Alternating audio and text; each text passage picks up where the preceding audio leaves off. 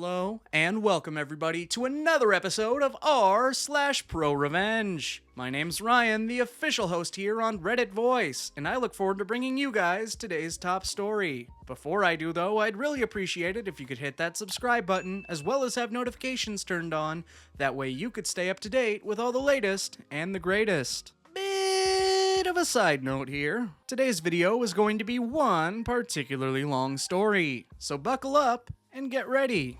Mock my mother's death, I bankrupt you. So, this could be a very, very long story. I'll try to summarize where and when I can. My now ex-wife, Kate, and I moved into an apartment in 2010. The house as a whole was a renovated townhouse, split between two sides with 2 apartments on the bottom and 2 apartments upstairs. Addresses ending in 126 to 128 accordingly. I wasn't the biggest fan of the apartment, as it was a much older building than I had ever lived in, but I quickly adjusted to the wood creaking throughout the night. On the initial walkthrough, we noticed that the only problem was that there was a dip in the bathroom ceiling. The landlord Jay promised us that he would get it fixed ASAP. 1 year to the day that we moved in, there was a loud crash at 4 a.m. The bathroom ceiling had collapsed and there was tiling and wood all over the floor and in the bathtub. Now Kate was typically the aggressive one, while I was more passive and laid back. She kept calling Jay throughout the day. When she got in touch with him around 9 p.m., she explained what had happened and insisted that it be fixed immediately. Jay rebuffed, yelling that his girlfriend was a lawyer and that he didn't need to do anything. Now this is where I got mad.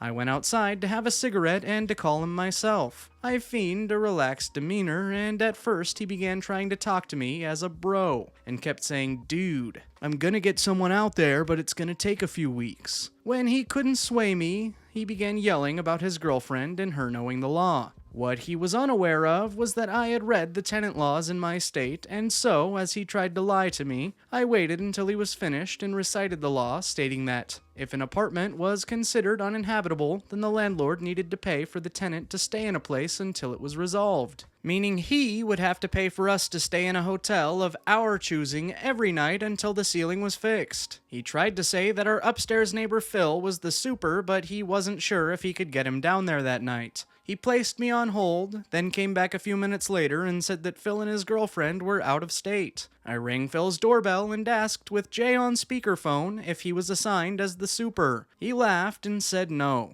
Dejected, Jay said he would have people out there the next day. Previously, he said they were busy for at least 3 weeks. There's more to this incident, but it led to 2 conclusions. 1. If you're going to lie, then there has to be a consistency in your lie. And make sure that people you lie to don't communicate with each other. 2. This is where a feud started between me and my Kate versus him and his mother. She was the original landlord and gave the house to him so he could begin to make a side profit. Fast forward to a year later. Jay stopped coming to the house and his mom began doing the pickups. Around this time, my ex and I had been laid off and we were working with Social Security for food, health, and housing insurance. We were approved for all 3 in April, but we would not get the check until May. When our typical check wasn't in the landlord's mailbox, he immediately gave us a summons, saying that he was taking us to court for eviction. The day we went to court, he had no lawyer and going before the judge. Here's the summation, or rather, a non-verbatim account of how the case went. Does the defense have a means to pay within 90 days of non-payment? Yes, Your Honor. Hands over paperwork showing that we will be reimbursed for April and May. I see no problem. They are breaking no laws. Why are we here? Jay. Well, Your Honor, they have been bullying. I don't care. Unless they are breaking the law, this case is dismissed. Suffice to say, Jay and his mother were not happy. Around this time in my life, things were tumultuous. My mother, who had been battling lung cancer for 4.5 years, succumbed to it in June. This happened at roughly the same time his mom came knocking looking for the payment. I explained that I'd have the check in the mailbox when we got back from the funeral home and to just respect my right to mourn. She took her fingers and began rubbing them together, pretending to play the world's smallest violin.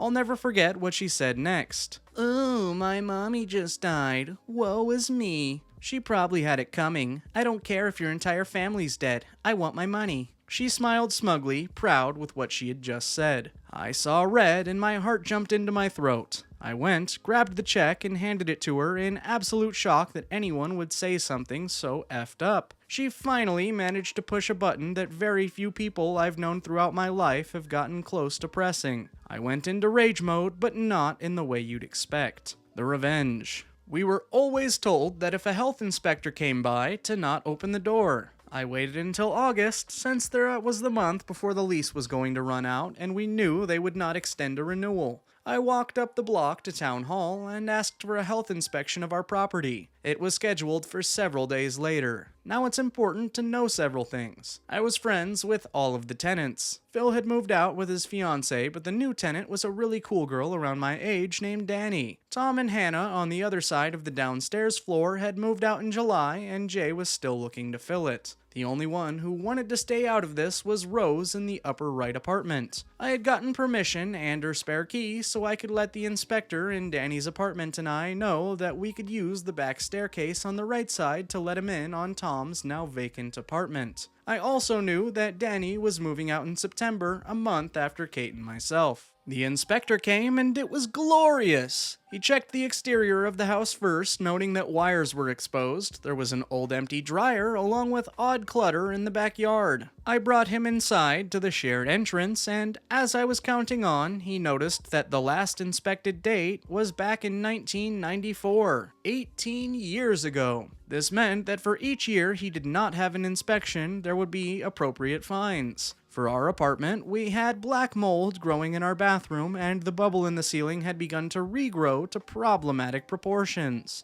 Upstairs, Danny's apartment was suffering from leaks in the ceiling and it looked like her bathroom ceiling was also on the brink of collapsing. We then went to the basement. The boiler was on the verge of exploding. There were flammable items along with gasoline and a pack of matches sitting right beside it. Two things that I did not know was, 1, the fire door that separated the two sides did not close all the way, rendering it moot. To be honest, I had never heard of a fire door until that day. And 2, on the right, 128 portion, basement side, there was a toilet. A toilet that had blown up. It had coated the surrounding walls, and the leakage prevented us going up the floor via the right side. The entire time the inspector was photographing and writing constantly. We stepped outside, and he said he needed to come back. When I asked why, he said he had run out of space to write down all of the infractions. He had filled the front and written on the entire page on the back portion. I kindly and coyly asked, well, how much will it cost right now? He scratched his head and said around 20 to 30K from what I can see, but it's probably going to be higher as this house was never licensed to be split into apartments. I thanked him and he was going to come back with the county inspector. We were gone when that took place though. I did ask him to send me a copy with the list of violations to my new address. So we moved out at the end of August, but I got the updates from Rose. Because he was the current owner, he owed all current fines, and no one new could move into the empty apartments until everything was up to code. Because 3 of the 4 were vacant, he was losing $4,500 in potential rent. He handed the property back to his mother and had to file for bankruptcy. Now here's the other thing.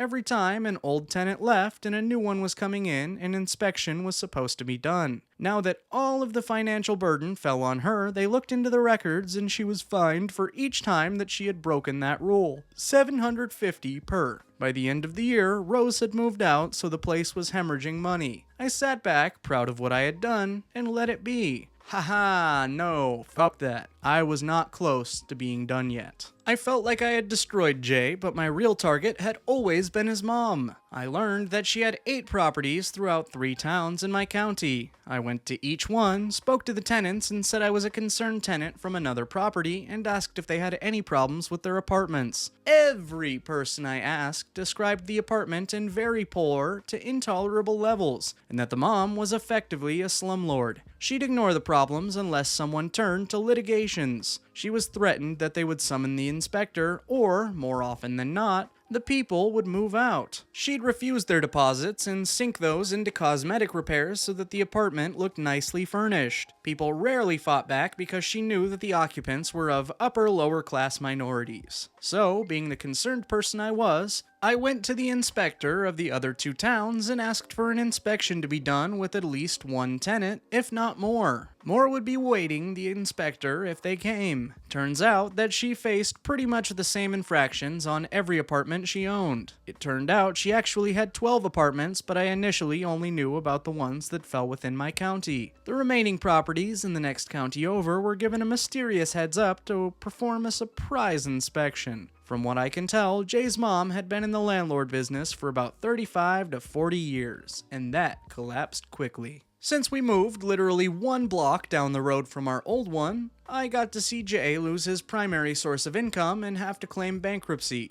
but also saw that his mother was trying desperately to find a buyer for all of the apartments so she could pay off the fines. I learned 2 years later, in 2014, that she too had to file for bankruptcy. Jay and his mother camped out in front of our next apartment for 2 days, in October of 2013, before she filed for bankruptcy. I'm guessing to scream at me and/or Kate, so I called the cops and said that there were strange people standing in a no parking zone and they keep looking up at the second floor. A cruiser swung by and told them to leave. I know I should have used the 2 months I spent monitoring everything to find a new job, but this was the one and only time I wanted to cripple a person where they hurt most. Their wallets. I think I got my point across. None of this would have happened if you just fixed the gosh dang ceiling before it collapsed, Jay. THDR. Had a couple of slumlords. They pushed me to a place where I snapped, and so I went a bit crazy and bankrupted the slumlord and his mom as well. I wanted to clear up a few things that people have frequently left comments about. 1. I was always taught to use wit versus physical confrontation. What she said to me was a sucker punch, and I was already in a state of shock from holding my mom's hand when she took her last breath, and asked to write a eulogy, and created 2 memory boards. I was already on autopilot when she said what she did, and the way I reacted was more me disassociating than anything else. If it were after the ceremony, I may have punched her until she was unable to stand up, whereupon I would continue to pummel her until someone pulled me off. She reminded me a lot of Professor Umbridge from Harry Potter, both in her mannerisms and attitude. 2. Why didn't I go outside when they camped in front of my new address? 2 reasons. The first one being that the full bruit of my revenge had not fully played out yet, and secondly because I'd hoped the cop would give her a ticket. If he did, it was a little bit less money than she would have had,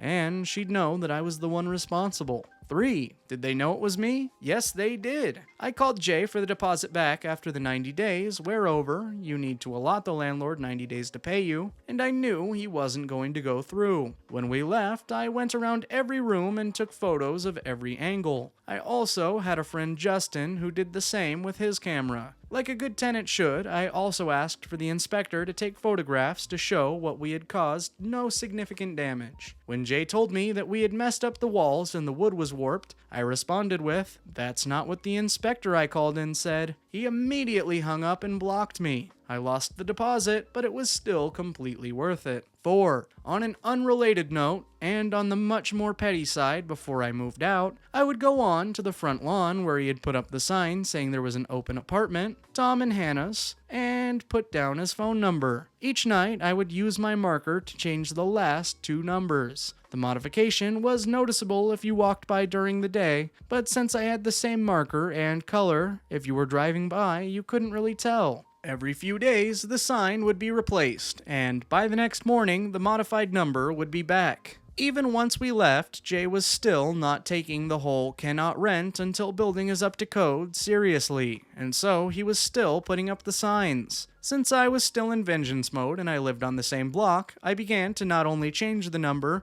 but I also began printing out signs that read, "You do not want to live here. Trust me. Signed, your friendly neighborhood tenant." That lasted until he took down the sign for good around November? I know it's late in the game, but if you find yourself under these sorts of conditions, look up the tenant laws in your state and use the law to your advantage. Even if it only inconveniences them, it's a step in the right direction. It's even better if you can have/find other tenants that are dealing with similar issues. Slumlords get away with this stuff a lot of the time, and they do because they believe that people are ignorant to their rights. It's what happened to me at first, but I took the time to look it up and study the law.